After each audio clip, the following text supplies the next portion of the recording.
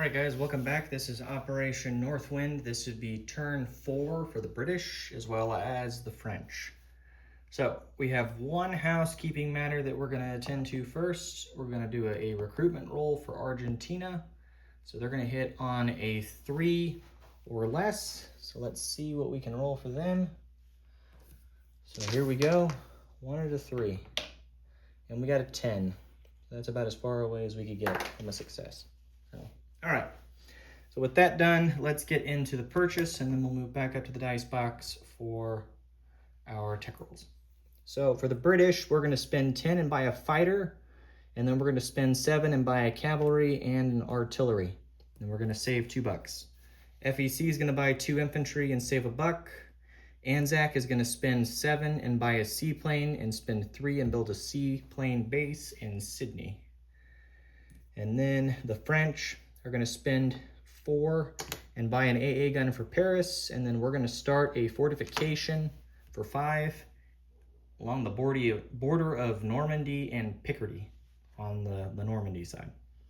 So let's get to tech rolls here.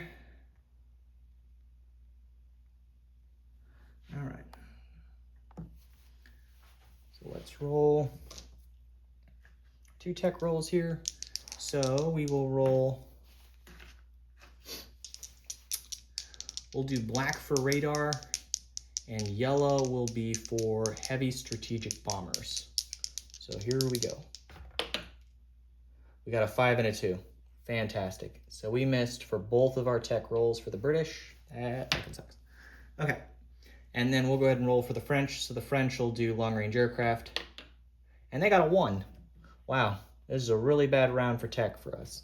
Okay, so with that being said, let's get into non-combat movement as there's no combat.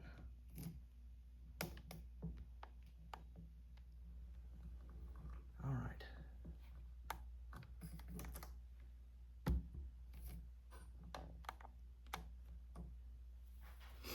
So we have some non-combat here. We are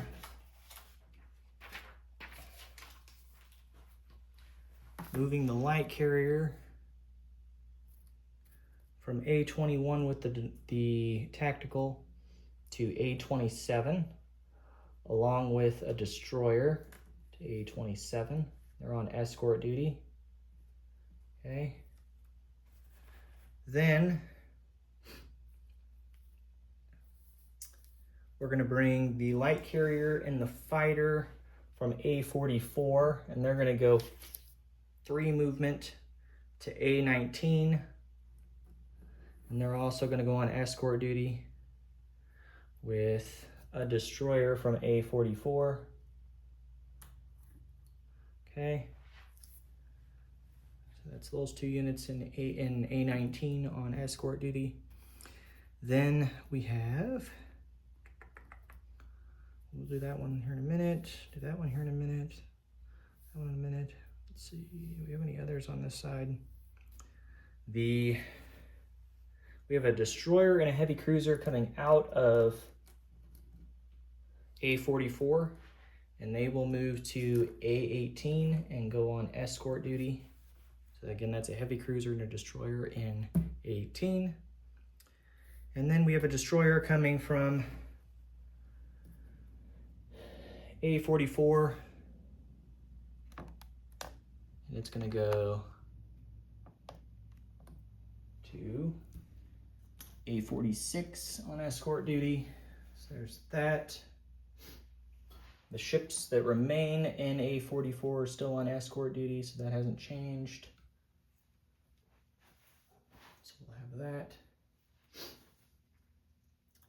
The transport that is in A44 is going to move from A44 and go 3 and move to Lower Egypt and go import in Lower Egypt. The light cruiser and the destroyer from M8 are going to come out of port, and they're going to move 3 and they're going to go to A44. So we'll add them to the fleet, and they're going to join up and go on escort duty as well as the other ships. Okay, so there's that. Any other movement here?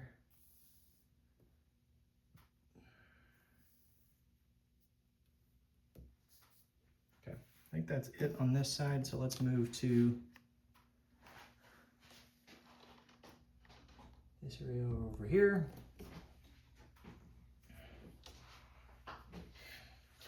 So we have the transport that's going to pick up the 2 infantry down here, and they're going to move to Lower Egypt with 3 naval movement. So, and then I'll go import in Lower Egypt. So that'll put us 2 more infantry in Lower Egypt and the transport import. Okay. The infantry from Western Egypt is going to walk into Lower Egypt. Okay. Anything else over here? Check my notes. The coastal sub from from I7 is going to go to I4. And to clarify earlier, I don't think I mentioned it, the transport was in I1 and it moved 1, 2, 3 to I5, and so it's imported in Lower Egypt. Okay. I think that's it over here. Then we have Calcutta region. So the transport that's here in I11 is going to move to P50 and then go import at British Malaya. If the Japanese want to declare war, they are more than welcome to. I don't think they will. Okay, we'll do that. I guess I'll put an import marker there so you can see import. And then of course the transport with the artillery and the infantry that are in southern Australia, they're going to strategic naval move from P70 to I7 and go import in Maharashtra.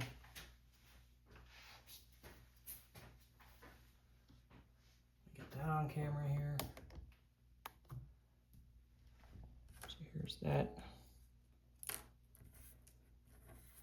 So we're going to hang out there. Anything else that we have left to do? I don't think so. Double check the notes one more time for the British.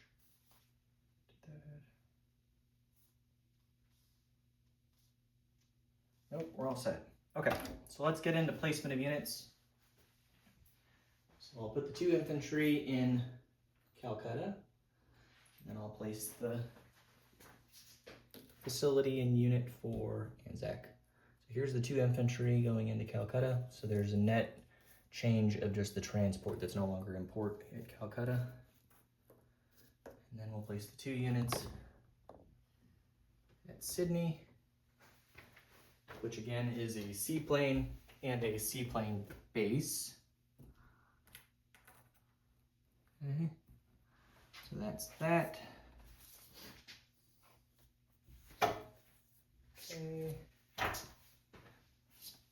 Anything else? Let me grab one more. I guess I don't. Okay. So there's that. And then let's get to the placement over here for the British. So the cavalry will go to Cape Town. So I'll put him down there. Okay, and then the artillery will go to Lower Egypt. Okay, so there's 2, 4, so there's 9 infantry and an artillery, along with the militia, the 2 transports import, and the medium bomber. Okay, and then the fighter that we bought for the British, that is going to go to London this turn. Let me grab that to place.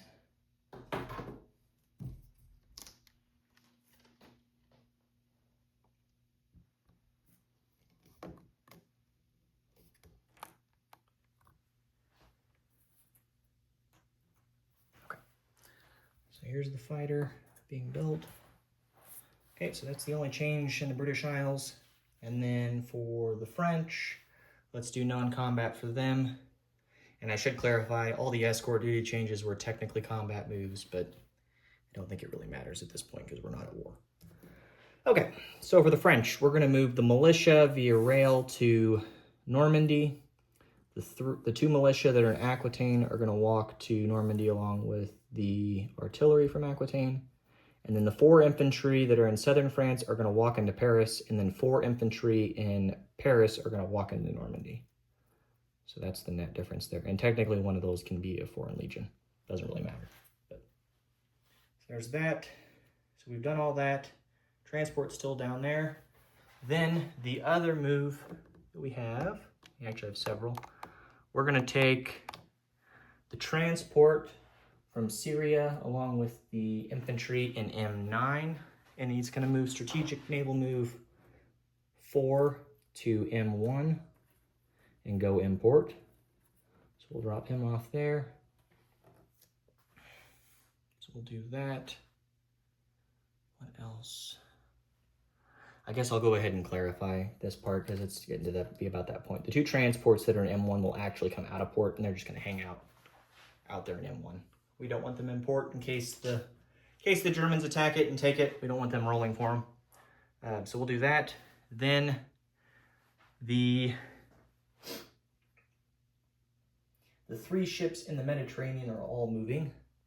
So the TBD that we have in M4 is going to move to M2. The destroyer from M2 is going to move 4. Where's it moving to? A27. Where's A27? It's going to move over here to A27 with the British units. So it's right over here in the bottom right corner, right over here. So we moved it there.